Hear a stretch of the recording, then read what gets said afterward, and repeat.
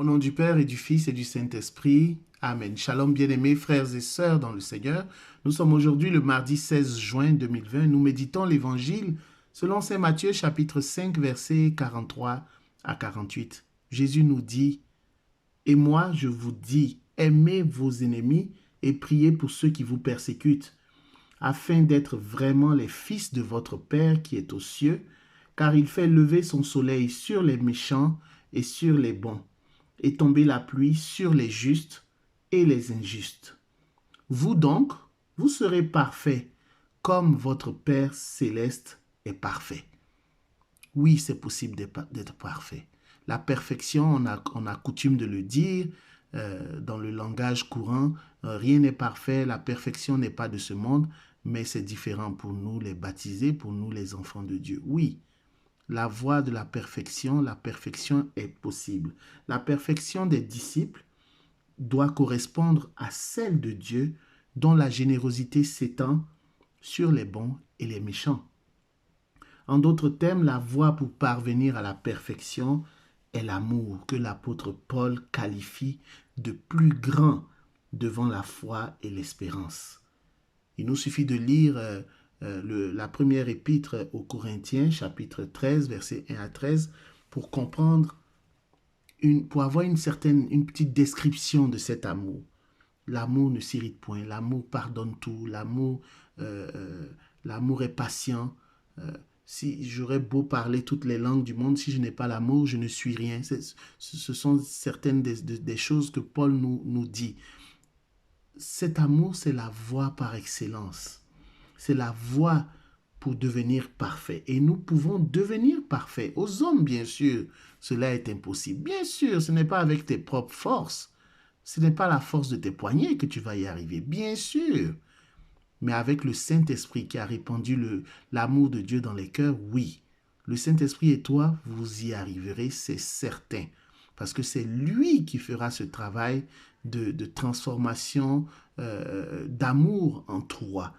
À travers toi, c'est le Saint-Esprit qui aimera ton prochain. C'est le Saint-Esprit qui aimera ton ennemi. C'est le Saint-Esprit qui t'amènera à prier pour ceux qui te maltraitent, à bénir ceux qui te maudissent, à faire du bien à ceux qui te font du mal.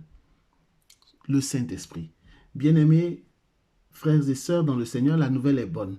La nouvelle est véritablement bonne parce que, comme Joseph dans l'Ancien Testament, qui a fini par pardonner à ses frères et sœurs, je dirais même qui n'a jamais même entretenu de rancune ou de haine, il les a aimés. Il les a aimés et à la fin de son histoire, avant sa mort, alors que ses frères se prosternent à ses pieds en disant « Nous sommes tes esclaves », Joseph leur dit « Vous m'avez fait du mal, mais Dieu en a fait un bien. Vous avez voulu me faire du mal. Dieu a voulu en faire du bien. » C'est ce qui arrive lorsque, bien-aimés frères et sœurs, tu aimes ton ennemi.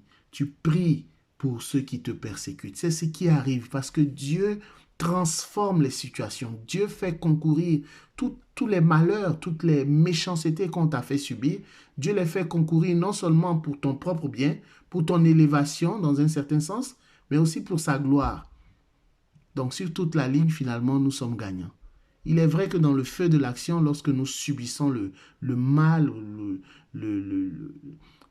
l'ingratitude ou la méchanceté de nos frères les hommes, c'est difficile d'aimer. C'est difficile et on a le droit de ressentir, d'avoir de la difficulté à aimer dans ces situations. Mais c'est important d'offrir à Dieu cette difficulté, ces peines que nous ressentons et dire, Saint-Esprit, viens m'aider à aimer cette personne qui me fait du mal. Viens m'aider à aimer cette personne qui fait circuler des rumeurs à mon endroit. Viens m'aider à aimer cette personne qui est ingrate avec moi.